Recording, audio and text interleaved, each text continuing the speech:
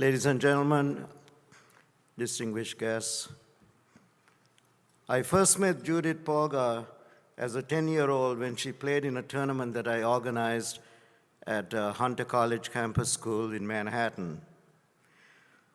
Of course, she won the tournament with a perfect score.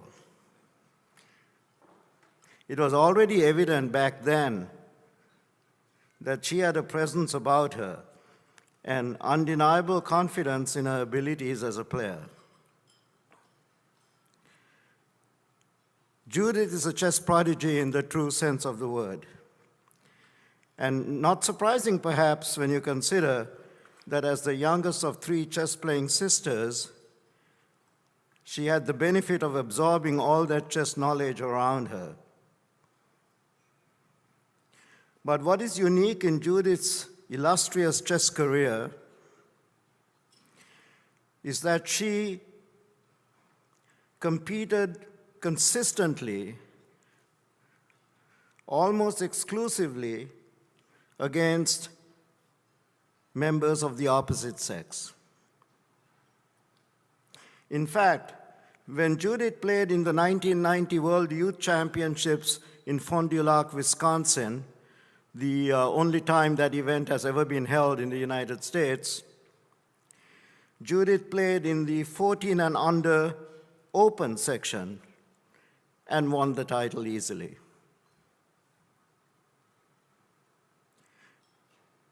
Judith went on to achieve the men's grandmaster title at the age of 15 years and 5 months, a full month ahead of the legendary Bobby Fischer. Judith has won the Hungarian national championships and proudly represented her country in many prestigious events, notably in Olympiads and in one world championship cycle.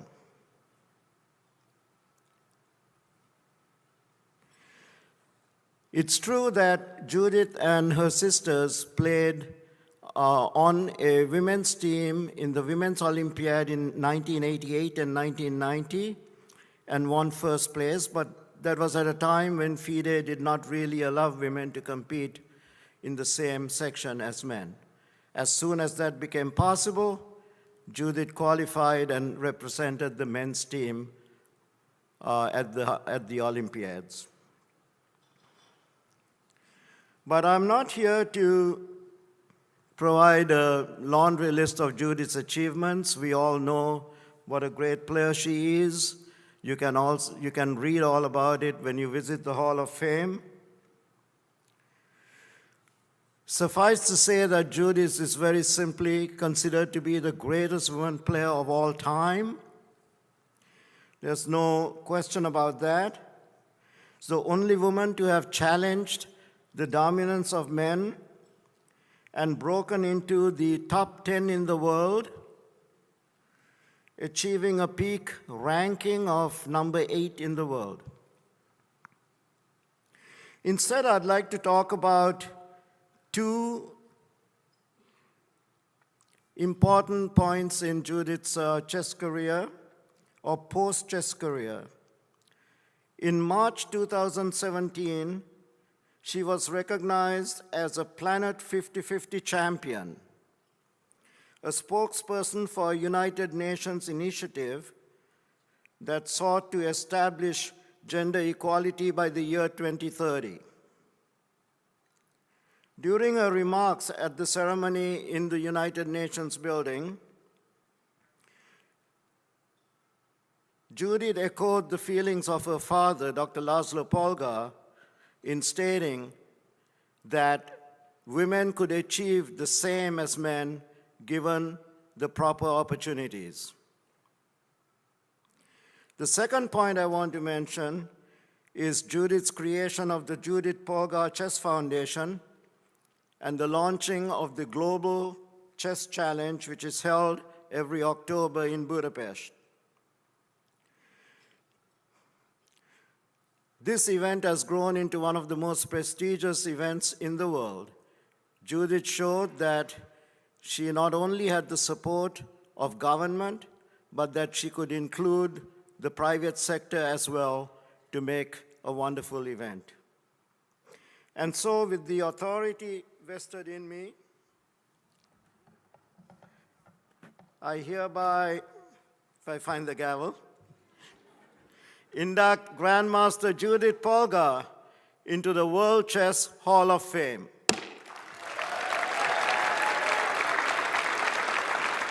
And Judith, Rex, Jeannie, and Beatrice, would you please come on stage?